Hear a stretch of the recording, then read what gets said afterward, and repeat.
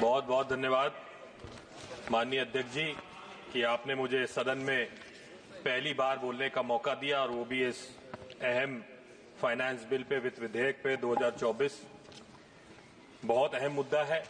मैं देवा महादेवा की पावन धरती से, बाराबंकी से आता हूं। मैं अपने लोकसभा क्षेत्र के जितने हमारे वोटर्स हैं, लोग हैं, उनका बहुत बहुत धन्यवाद देना चाहता हूं कि आपके बीच में, पूरे देश के बीच में अपनी बात रखने का मौका उन्होंने मुझे दिया है। उत्तर प्रदेश को हम लोग राम जन्मभूमि के नाम से बुलाया करते हैं, लेकिन हम अक्सर ये भूल जाते हैं कि भगवान श्री कृष्ण की भी जन्मभूमि है ये। और भगवान श्री कृष्ण गाय के बीच में खेला करते थे, मक्खन खाने के बहुत शौकीन थे, लेकिन अगर आज इस युग में वो दोबारा प्रकट हो जाए तो शायद मक्खन ना खा पाए, क्योंकि 12% तक का टैक्स इस मक्खन पे आज सरकार ने लगाने का काम किया है। हमारे और भी दूध के जितने आइटम हैं उनके ऊपर 5% से 12% तक का आज टैक्स। आम आदमी अपने बच्चे को दूध पिलाना चाहता है, पनीर खिलाना चाहता है, अच्छे से अच्छा खाना खिलाना चाहता है, लेकिन उसके ऊपर जिस तरह से सरकार ने टैक्स लगाने का काम किया है वो बहुत ही निंदनीय है। नई टैक्स रेजिम लेकर के आए आप, साथ साथ पुरानी टैक्स रेजिम भी चल रही है। बड़ा कंफ्यूजन है इसमें कि पुरानी में जाए कि नई में जाए। उसमें अलग कंफ्यूजन है कि आप एक बार बदल लीजिए, उसके बाद वापस आ जाइए, उसके बाद दोबारा आप उसमें चले जाइए, उसके बाद क्या करेंगे, उसके बाद रोक लगी है, नहीं रोक लगी है। बड़ा कंफ्यूजिंग सा है ये। अगर टैक्स रेजिम रखनी है आपको तो कंफ्यूजन हटा के एक ही रखे।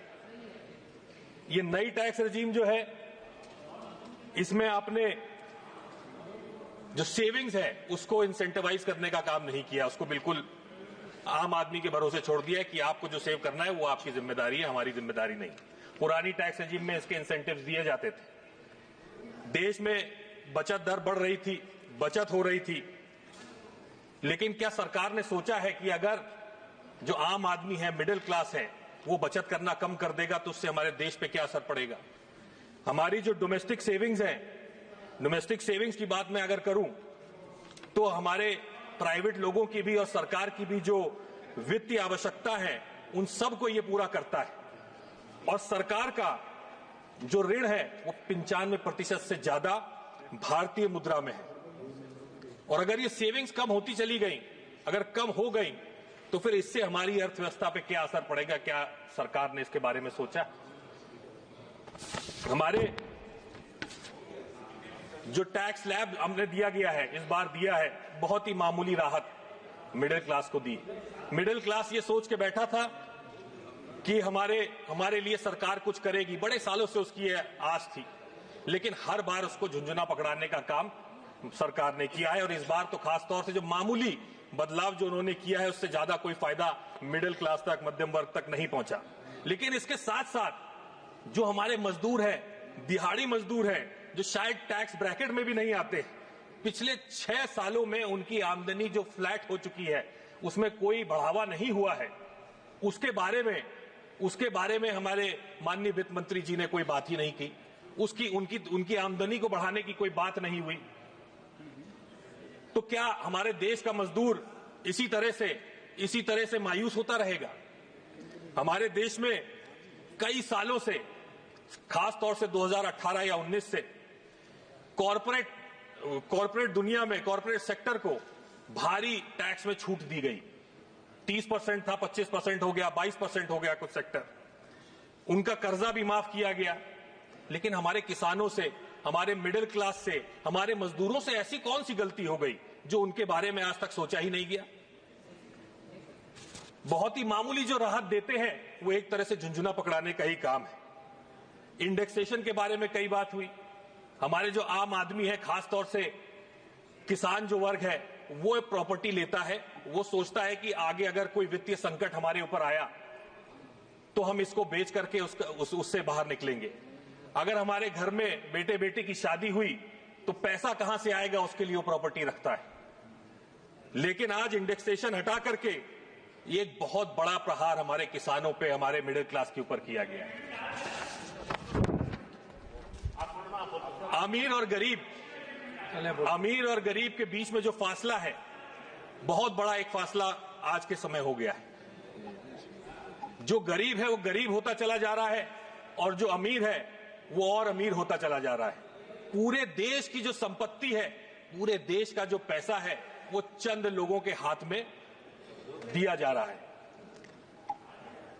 अमीरों को, बड़े बड़े कॉरपोरेट को, बड़े बड़े उद्योगपतियों को फायदा पहुंचाने की नीतियां बन रही हैं। उनके पैसे, उनके जो टैक्स हैं, उसको बार बार कम किया जा रहा है। लेकिन गौर फरमाने की यह बात है कि किसान से किस तरह की वसूली आज हो रही है। किसान के जो खेती बाड़ी के उपकरण हैं, ट्रैक्टर है, उसके पुर्जे हैं, फर्टिलाइजर है, इन सब के ऊपर भारी जीएसटी आज लगा हुआ है, भारी टैक्स लगा हुआ है। लेकिन सरकार की तरफ से एमएसपी की कोई गारंटी नहीं। वसूली कर रहे हैं लेकिन देना चाह नहीं रहे। फर्टिलाइजर के ऊपर मैं, खाद के ऊपर मैं अगर बात करूं तो देखा जाए तो 5% जीएसटी है केवल। लेकिन उसके रॉ मटेरियल्स की तरफ किसी ने देखा? सल्फ्यूरिक एसिड और अमोनिया जैसे रॉ मटेरियल्स के ऊपर 18% तक का जीएसटी लगा है। Standing committee on chemicals and fertiliser ने रेकमेंड किया कि ये जीएसटी हटना चाहिए। जीएसटी काउंसिल में भी प्रपोजल गया कि ये हटना चाहिए टैक्स, लेकिन सरकार की तरफ से इसके कोई कार्रवाई नहीं हुई और इस बार भी हमको, हमारे किसानों को मायूस होना पड़ा है। किसान की आय क्या ऐसे दुगनी होगी? बार बार किसान की आय दुगनी करने की बात करते हैं। अगर किसान की आय दुगनी हो भी गई तो खर्चे 4 गुने बढ़ जाएंगे माननीय अध्यक्ष जी। अब मैं किसानों की क्योंकि बात हो रही है तो हमारे बाराबंकी के बारे में बात कर लूं। बाराबंकी में एक फसल होती है मेंथा, जिसका नाम है, बहुत सारी चीजों में इस्तेमाल होती है फसल। इससे पेपरमिंट का तेल, मेंथा का तेल निकलता है। वो तेल टूथपेस्ट, चॉकलेट, टॉफी, दवाइयों में, फार्मास्यूटिकल्स में, हर जगह इस्तेमाल होता है। लेकिन जो हमारा किसान जून जुलाई की कड़कती गर्मी में इस फसल को पैदा करता है, उसके ऊपर 12% जीएसटी इसकी फसल पे लगाते हैं। आज जीएसटी लगाते हैं सर। ये टैक्स लगाने से हमारे जितने किसान हैं उनको उनकी फसल का सही मूल्य नहीं मिल पा रहा है। सिंथेटिक मेंथा जो विदेश से आता है, खासतौर से चीन से आता है, उस पे भी 12% जीएसटी है। हमारे किसानों के ऊपर भी 12% जीएसटी। इसके बारे में कई बार अवगत कराया गया बहुत सारे माध्यमों से, लेकिन इस पे कोई कार्रवाई नहीं हुई। हमारे जो बुनकर भाई हैं, बुनकर भाइयों के सूत के ऊपर टैक्स लगा हुआ है, हमारे उनके धागे के ऊपर टैक्स लगा हुआ है, और हैंडलूम के ऊपर पहली बार इस सरकार ने टैक्स लगाने का काम किया था। तो ये बहुत गंभीर विषय है। मैन्युफैक्चरिंग की अगर आप बात करें, बहुत बड़े वादे किए थे। 1 मिनट लूंगा सर बस। मैन्युफैक्चरिंग की अगर बात करें तो बहुत बड़े बड़े वादे किए थे, लेकिन हकीकत आज ये है कि चाइना से पुर्जे उठा करके यहां लाए जाते हैं और मैन्युफैक्चरिंग के नाम पर उनको जोड़ करके, असेंबल करके, और यहां पे मेक इन इंडिया का उसके ऊपर ठप्पा लगा करके बेचा जा रहा है। ये हमारे देश में आज असेंबली हो रही है सर मैन्युफैक्चरिंग के नाम पर। अब आप बात करें तो हमारे देश में जितने जो उद्योग लगाना चाहते हैं, जो छोटे उद्योग का काम करना चाहते हैं, उन सब का क्या होगा? वो सिर्फ असेंबल करते रह जाएंगे क्या? ई कॉमर्स के बारे में मैंने देखा अभी इस आपके विधेयक में जो है इक्वलाइजेशन लेवी जो लगी थी 2% की, वो हटा दी गई। यानी कि जो नॉन रेजिडेंट यहां पे हमारे ई कॉमर्स के कंपनी खोलना चाहते हैं, नॉन रेजिडेंट, उनके ऊपर अब लेवी नहीं लगेगी। हमारे डोमेस्टिक जो ई कॉमर्स करने वाले हैं उनको कोई फायदा नहीं मिलने वाला है। तो इस तरह की बहुत सारी चीजें हैं। एक्साइज ड्यूटी की बात करूं, पेट्रोल डीजल पे, उसके बारे में कई लोगों ने चर्चा करी है। मुख्य रूप से मेरा आपसे यही निवेदन है कि इस बार जो बिल आया है उसमें कोई ऐसी नई बात नहीं दिखी पुराने वर्षों से। कोई आम आदमी के बारे में, किसानों के बारे में, मजदूरों के बारे में बिल्कुल नहीं सोचा गया है। केवल बड़े बड़े जो इनके उद्योगपति दोस्त हैं उन्हीं को फायदा पहुंचाने के लिए ये फाइनेंस बिल आया है। जो हमारी उम्मीदें इतनी सारी थी हमारे मजदूरों को, हमारे भाइयों को, हमारे किसानों को, क्योंकि उम्मीदें बहुत बड़ी थी इसलिए निराशा भी बहुत बड़ी हुई है।